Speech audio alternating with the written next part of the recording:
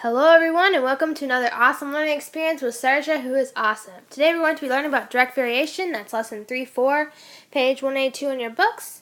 So hopefully I'll be able to help you do what you need to do in math. So let's get started.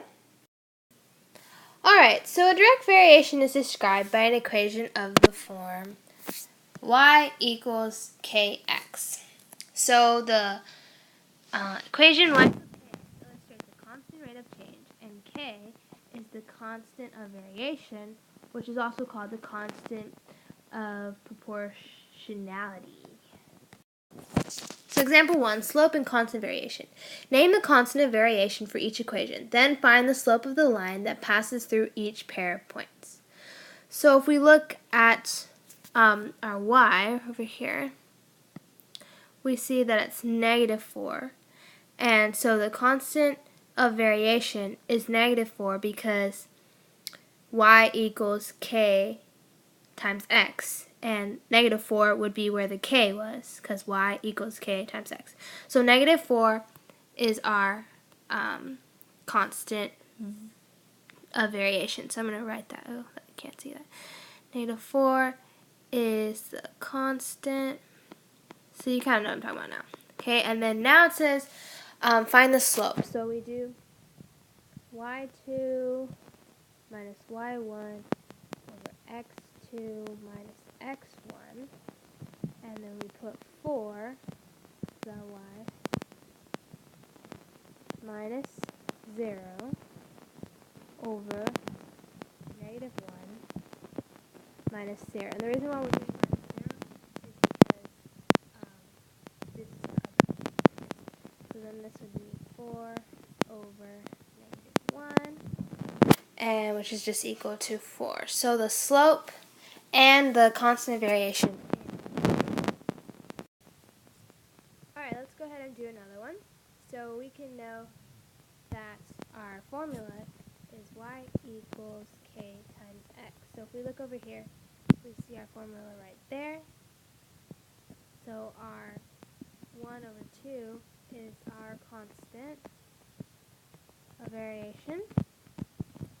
Then it wants us to find the slope, so y2 minus y1 over x2 minus x1, and it becomes 3 minus 0, because our point's right there, over 6 minus 0, which is just equal to 3 over 6, which is equal to 1 over 2. So if you notice, our slope and our constant of variation are the same. Alright, so graph a direct variation. So graph, on the top says graph y equals -6x. Write the slope as a ratio. So we'll put -6 equals -6 over 1, because that's rise over run. Graph 0, 0 here, and then move down 6 units and write 1.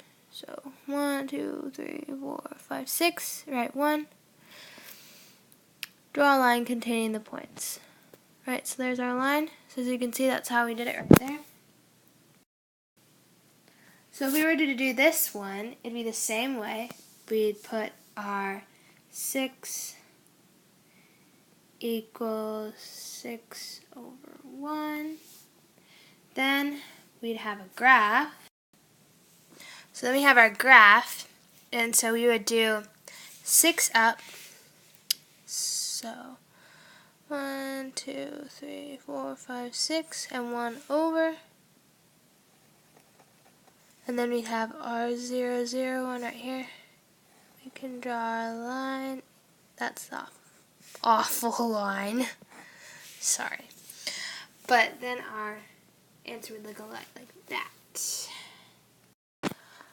Alright, so direct variation graphs. Direct variation equations are of the form y equals kx, where k does not equal 0. The graph of y equals kx always passes through the origin. The slope is positive if k is greater than 0. The slope is negative if k is less than 0. So if you remember, well, actually I think I did it with 7th grade, but the alligator always eats the larger number. So if your number was like 2. The alligator would eat the 2. You know, pretty cool. Like, yeah, alligator. Alright, so write and solve a direct variation equation. So suppose y varies directly as x and y equals 72 when x equals 8. So write a direct variation equation that relates x and y. So we know that our equation is y equals kx. So this would be 72 equals k, and then we plug in our other number, which is 8. Then you just solve it like a regular problem. So divide by 8, solve by 8, k equals 9. So the direct variation equation is y equals 9x because k equals 9. Then it says use the direct variation equation to find x when y equals 63. So if we had our previous equation, like this is what we had. And if y equals 63, it'd be like this, and then you'd solve x equals 7. So therefore, x equals 7 when y equals 63. Do another one. So y equals kx. Then we'd have 98 equals k times 14, divide by 14, divide by 14. What is 98 divided by 14? This is so sad. I know. 4, 5, 6. Oop. 14 times 8. See, you guys are lucky. I forgot my calculator. Okay, that's over. 14 times 6. 4, 2, 6, 7, 8. Ah, closer. It's probably 7. Yeah, 7. K equals 70. Oh, K equals 7. Forget that. So then our equation is y equals 7x. Alright, next page. Direct variation problems. One of the most common applications of direct variation is the formula d equals RT. Distance equals rate times time. So the example says the distance a jet travels varies directly as the number of hours it flies. A jet traveled 3,420 miles in 6 hours. So our distance is 3,420. And what did it say? In 6 hours. So we don't know how fast he traveled, but we know it was 6. So then we just solve it like a regular problem. Divide by 6, divide by 6. R equals 570. You know why I solved it? Because I got to, look in the book. But if you had a calculator, you can do that or, do it in your head. With your hands. So then it would have you graph the equation. I'm not going to graph it today, but it says graph the equation. The graph of d equals 570t passes through the origin with slope 570. So m equals 570 over 1, so that's the rise over the run.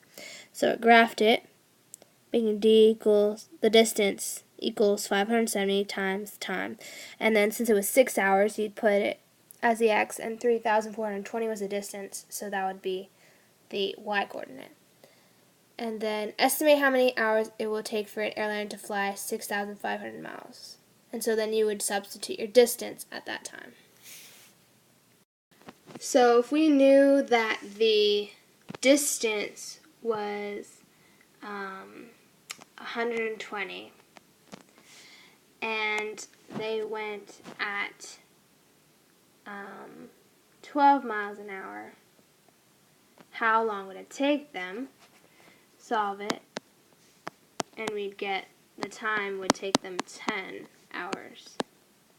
And so when you read your problem, you want to look for the context clues. So if it said how many miles it traveled together, that would be your distance. How long it took them would be your time, and how fast they went would be your rate. Alright, thank you so much for tuning in. This has been another awesome learning experience with Saoirse, telling you guys that you guys are awesome.